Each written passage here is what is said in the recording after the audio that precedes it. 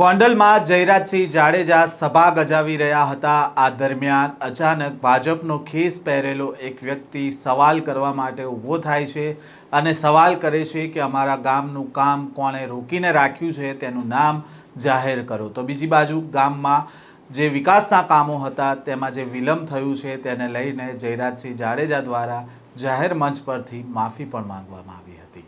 શું છે આ સમગ્ર મામલો, વાત કરીશું આ વિડીયોમાં। વૈષ્ણવજન તો તેને કહીએ જે પીડ પરાઈ જાનાને રે। નમસ્કાર, નવજીવન ન્યૂઝમાં આપનું સ્વાગત છે। હું છું જયંત દાફડા। ગોંડલ નગરપાલિકાના કુલ 11 વોર્ડની 44 બેઠકોની આગામી 26મી તારીખના રોજ ચૂંટણી થવાની છે। તેવામાં ચૂંટણી પહેલાં જ 20 બેઠકો બિનહરીફ થઈ ગઈ છે। તેવામાં ગોંડલમાં વિપક્ષો દ્વારા આક્ષેપ કરવામાં આવી રહ્યો છે કે તેમના ઉમેદવારોને ધાક ધમકી આપીને ઉમેદવારોના ફોર્મ પાછા ખેંચવાડવામાં આવ્યા હતા। ગોંડલમાં એક તરફ કોંગ્રેસ છે, બીજી બાજુ આમ આદમી પાર્ટીના જીગીસા પટેલ સતત ગોંડલની ગુંડાગીરી સામે આક્ષેપો કરી રહ્યા છે। તેવામાં ગોંડલ તાલુકાના ચરખડી ગામે ભાજપની સભા દરમિયાન જયરાજસિંહ જાડેજાએ વિપક્ષો પર પ્રહાર કર્યા હતા અને વિરોધ પક્ષ દ્વારા ગોંડલમાં ગુંડાગીરી કરતા હોવાના આક્ષેપ પર તેમણે પલટવાર કર્યો હતો અને જયરાજસિંહ જાડેજાએ સભામાં હાજર લોકોને સીધો સવાલ કર્યો હતો કે શું ખરેખર ગોંડલમાં ગુંડાગીરી છે, જેના જવાબમાં સભામાં હાજર લોકોએ જયરાજસિંહ જાડેજાને સમર્થન આપ્યું હતું અને ગોંડલમાં કોઈ ગુંડાગીરી ન હોવાનું જણાવ્યું હતું। પહેલાં તો જયરાજસિંહ જાડેજાએ શું કહ્યું હતું આ સભામાં તેમને સાંભળો। ચરખડી મુકામે આપણી આ ચૂંટણી સભામાં ઉપસ્થિત ભાઈ શ્રી ગોરધનભાઈ, ભાઈ શ્રી કરપભાઈ, આપણા તાલુકાના જિલ્લાના બંને ઉમેદવાર ભાઈ શ્રી દિવેશ, ભાઈ શ્રી ભરત, એટલે એમના ધર્મપત્ની ચૂંટણી લડે છે જલપાબેન, ગામના બધા જ આગેવાનો, કાર્યકર્તાઓ, માતાઓ અને બહેનો,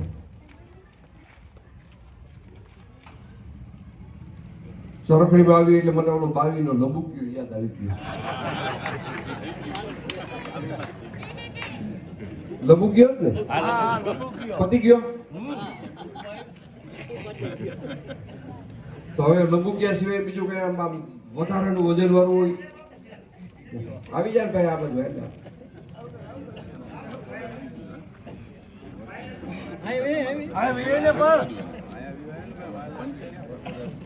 લંબુક્યાથી થોડોક વજન વાળો લંબુક્યો એટલે થોડોક વજન વાળો એ ભાઈ એનો વર્ક ઓર્ડર આવી ગયો, ચિંતા કરો હા ગીતાભાઈ આપી દીધો છે। તાલુકામાં તપાસ કરી તો ત્યાંથી એમ કીધું છે કે વર્ક ઓર્ડર નીકળી ગયેલો છે। તો અમારા ગામના કયા કાગડા આ લોકો રાખીને રાખ્યું ને એમને બાકી એ અમારા ગામને જણાવજો તમે જાહેર સભામાં કીધું। મારી એટલી હું જ કહી દઉં કે ખાતમુહૂર્ત કાંઈ વાંધો નહીં। તમે મને એકવાર ખુરશીની સામે બેહારીને કીધું હતું કે કાંઈ દીકરા તકલીફ પડે ને તો હું અહીંયા ઊભો હોઉં અને મારી આ તકલીફ હતી ને હાલો હાલો ઈ થઈ જાય લબુક્યો ભાઈ તો આ ઈ પર લબુક દઈને પતી જાય પણ આ કોને રોકીને રાખ્યું છે ને ઈ ગામને અમારે જાણવું છે। ઈ જોશો બેસો હવે જરાક જણાવજો। એવું કામ કરતા હોય ને વહેલા મોડું થોડું થાય ભાઈ। આ ભાઈએ વાત કરી થઈ જશે, કોઈ ચિંતા કરો માં। પણ મારે ચરખડી ગામને એટલું યાદ કરાવવું છે। અગાઉ જો કે કદાચ કોઈ યાદ તો કરાવ્યું હશે ગોરધનભાઈ, આપણે જ્યારે સરકાર મગફળીની ખરીદી કરતું, આપણા બધા કેન્દ્રો ચાલુ હતા, તમે બધા વાકેફ છો ને, લગભગ કેન્દ્રમાં કોઈની મગફળી પાછી નથી ગઈ। પાછળની પણ આપણે વાતો કરી, કોઈની મગફળી પાછી ગઈ છે? હા, આપણે કાંધું કહીએ એવું કાંધું ગયું। હવે મારે તમને બીજો પ્રશ્ન એ પૂછવો છે કે બધાય કેન્દ્રો આપણા વ્યવસ્થિત હાલતા હતા દિવેશ, એમાં વિરોધ કેને ઉપાડ્યો? તમને કોઈની યાદ છે કે નથી? નામ લઈ જાવ ને ભાઈ, હાવેડો હું કહું કેને વિરોધ ઉપાડ્યો? બાકી જે કેન્દ્રોની અંદર તમારું કાંધા જેવું કે જેવું જાતું હતું એવું બધા લઈ લેતા હતા, માન સન્માનથી તમારું કોઈ અપમાન કરતું હતું? માર્કેટ યાર્ડમાં તમને કોઈ ધક્કામુક્કી કરે છે? તમારો માલ સરળતાથી વેચાય છે? વેચાય છે ને? હવે અમુક માણસને એવા જંતુ શરીરમાં પેદા થયા છે ને એમ કે ગોંડલમાં નકરી ગુંડાગીરી જ છે. હવે ગુંડાગીરી છે કે નથી એ કારે તમે ઊંચા હાથ કરીને બોલજો. ગોંડલમાં ગુંડાગીરી છે કે નથી? કેવો વારા કે છે કરોડપતિ? હવે જો હું ગોંડલમાં આ વાત કરવાનો છું, આ ગામમાં આ વાત કરું. એક ભાઈને છે ને આ બાજુની આંખ નહોતી, એટલે અત્યારે હું આ બાજુ ઊભો છું એટલે મને આ આંખ નથી એવું તમે માની લો. એટલે હું ઊભી બજારે ગામમાં નીકળ્યો. એટલે મેં ગામમાં મને કરોડપતિ મળ્યા. એટલે મેં કરોડપતિને એવું પૂછ્યું કે કરોડપતિ આ બાજુની બજાર કેમ બંધ છે? એટલે કરોડપતિ મને એમ કીધું, બોલા જાવે તમે પાછા આવશો ને ત્યાં બજાર ખુલી જાય. કારણ કે આ એટલે આમ ફરવું એટલે અહીં ખાવી જાય ને એટલે આ બજાર ખુલી હોય. બીજી વાત તમને એવી કરું, મારી વાત તો તમે મર્મો સમજી જાજો. એક ભાઈ દવાખાને ગયા. દવાખાને એટલે ડોક્ટરને કનકભાઈ એવું કીધું કે મારું આખું શરીર દુખે છે, કે તમને ક્યાં ક્યાં દુખે છે? એટલે એને પોતાએ જમણા હાથની આંગળીથી મને આયા દુખે છે, મને આયા દુખે છે, મને આયા દુખે છે, મને આયા દુખે છે, જ્યાં દુનિયામાં દુખે છે. એટલે ડોક્ટરે એને એવું કીધું કે તમે બીજો હાથ કાઢો.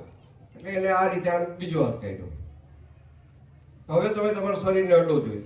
એટલે સાહેબ હવે ક્યાંય નથી દુખતું. હકીકતે એની જમણા હાથની આંગળી પાકેલી હતી. સમજી ગયા તમે? મારો કહેવાનો મતલબ તમે સમજો છો? ઈ આખા પાકી ગયેલા છે એટલે એને એમ થાય છે કે અમારું શરીર દુખે છે, અમારું શરીર એટલે ગોંડલ માને છે, અને ગોંડલમાં ગુંડાગીરી છે એવું માને છે. ફરીથી પૂછો, ગુંડાગીરી છે? નથી. આવી વાતોમાં તમે કોઈ ચરખડિયા તો રાજાશાહીથી ગોપાલભાઈ ખૂબ જ આગળ પડતું ગામ છે, ખૂબ કેળવાયેલું ગામ છે. એટલે હું તમને ટૂંકમાં જ વિનંતી કરવા આવ્યો છું કે ઉપર નીચેના બે ઉમેદવાર તમને હું 26 તારીખ સુધી એવી વિનંતી કરું, કદાચ સરપંચની કઈ ભૂલ હોય, કદાચ દિવ્યેશની કઈ ભૂલ હોય, અમારી તો કઈ નથી ને? ના.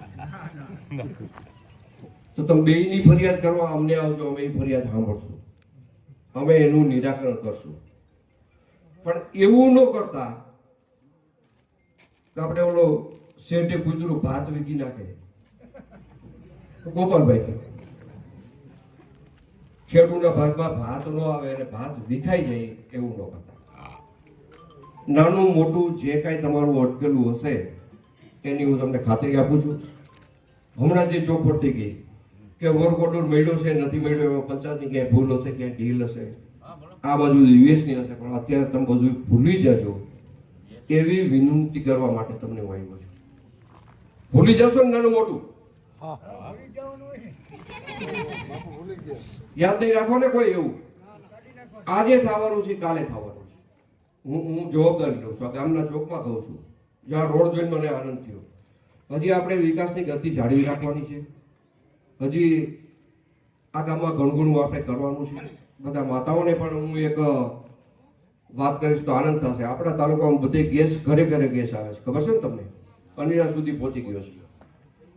લગભગ ટૂંક સમયની અંદર આપણા આખા તાલુકામાં, ગોંડલ શહેરમાં ઘરે ગેસ આવશે. એ પણ આપણા માટે બહુ આનંદની વાત છે. એટલે આવી ક્ષણિક કોઈ વાતની અંદર કોઈ બહારના ઉમેદવાર આવે, તમે અમને તો 3 વર્ષથી ઓળખો છો ને, આજકાલના ઓળખતા નથી. આ નવા ઉમેદવાર ગામમાં જે આવ્યા છે એને તમારી 4 આંખ ઉકેતી જ ભેગી થઈ. બુદ્ધિને લગભગ આજે 6 મહિના થયા છે. અમે તમારી આંખની શરમ તો ખાશું ને. તમે આવીને ઉભા રહેશો તો અમને એટલી ખબર પડશે કે આ ચરખડી ગામના કરોડપતિ છે. અમને શરમ થશે ને. બહારથી આવવા વાળા તમને કોઈ ઓળખતું જ નથી તમારી ઘરે કથામાં આવ્યા, નથી તમારી ઘરે લગ્નમાં આવ્યા, નથી તમારી ઘરે મરણમાં આવ્યા ગોરધનભાઈ, અને સીધે સીધા એના માટેનું કાંઈક અનાજ પકવવા આવ્યા છે, ખીચડી પકવવા આવ્યા છે. આવા લોકોને બરોબર ધ્યાનમાં રાખજો. એ હારીને વયા જવાના છે એની હું તમને ગેરંટી આપું છું. ગોંડલમાં હારા હારીને વહી ગયા છે તમને બધાને યાદ છે. આપણે એક રહેવાનું છે, આપણે એક રહેવાનો સમય છે. તમે બધા એક અવાજે એવું કીધું છે કે ગોંડલમાં ગુંડાગીરી નથી, પણ એ આપણો જવાબ છે ને, આ જવાબ પેટી સુધી પહોંચવો જોઈએ 26 તારીખે. અમે બધા એક છીએ. અમે ભારતીય જનતા પાર્ટીને માની છીએ. ભારતીય જનતા પાર્ટી તરીકે આજે અમે કનકભાઈ પાર્ટી હારે જોડાયેલા છીએ. ઉપરના ઉમેદવાર ભાઈ ભરતભાઈના ઘરેથી અને દિવેશ તરીકે અમે બે ઉમેદવારને મત દીધો છે ને આજે અમે ભાજપને ચાહીએ છીએ અને ભાજપ પાર્ટી સાથે છીએ. આટલું તમે કરજો, બાકી કરવા માટેની જવાબદારી મારી છે. કામમાં કાંઈ વિલંબ થયો હોય, મારો કોઈ પંચાયતની ભૂલ હોય તો હું માફી માંગુ છું. દિવેશની ક્યાંય ભૂલ હોય તો પણ હું માફી માંગુ છું. આજે હું તમારા મત લેવા માટે આવ્યો છું, એટલે હું કોઈ એવી મોટી વાત નહીં કરું કે નહીં તો આમ થાય તેમ થાય, એવી વાત નહીં કરું. હું તમારી માફી માંગુ છું, પણ તમને એની યાર ખાતરી પણ આપું છું કે જે તમારું કામ આજે અટકાયેલું છે એ વધીને 2 દિવસ 4 દિવસ ચૂંટણી જશે, આચારસંહિતા ઉઠી જશે અને જે કામનો વર્ક ઓર્ડર બન્યો છે કામ થશે એની હું ખાતરી આપું છું. તમારે બધાએ મને ખાતરી આપવાની છે.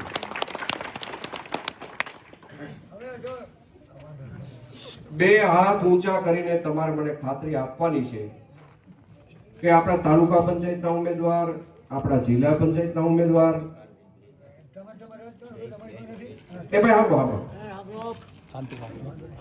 નીચેના ઉમેદવાર એટલે તાલુકા પંચાયતના અને ઉપરના ઉમેદવાર એટલે ભાઈ શ્રી ભરતભાઈ, તમે બધા એક અવાજે ભારત માતાની જય એવું બોલીને ઊંચા હાથ કરો કે અમે ભારતીય જનતા પાર્ટી સાથે જોડાયેલા છીએ અને હંમેશા રહેવાના છીએ, ભાજપમાં છીએ.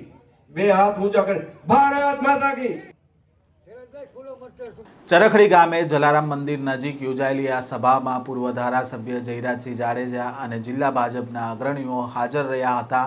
જો કે આ સભામાં સવાલ કરવા માટે એક વ્યક્તિ ઊભો થયો હતો અને ત્યારબાદ જયરાજસિંહ જાડેજાએ કહ્યું, જો ચરખડી ગામના કામોમાં ક્યાંક ને ક્યાંક વિલંબ થયો હોય અથવા તો મારી પંચાયતની કોઈ ભૂલ થઈ હોય તો હું જાહેરમાં માફી માંગુ છું. મારા સાથી દિવ્યેશભાઈની પણ કોઈ ભૂલ થઈ હોય તો તે બદલ પણ હું ક્ષમા માંગુ છું અને ચૂંટણીની આચારસંહિતા પૂર્ણ થતાની સાથે જે કામોનો વર્ક ઓર્ડર આવી ગયો છે અને જે કામો અટકેલા છે તે તમામ કામો શરૂ કરવામાં આવશે તે પ્રકારનું આશ્વાસન આપ્યું હતું. આમ ગઈકાલે યોજાયેલી સભામાં જયરાજસિંહ જાડેજા દ્વારા વિપક્ષો ઉપર પ્રહાર કરવામાં આવ્યા તો બીજી બાજુ જે કામો અધૂરા રહી ગયા છે તેને લઈને તેમણે જનતાની સામે જઈને તેમણે માફી પણ માંગી હતી. આ પ્રકારના સમાચાર અહેવાલ સાથે ફરી મળીશું. નવજીવન ન્યૂઝ સાથે જોડાયેલા રહેજો.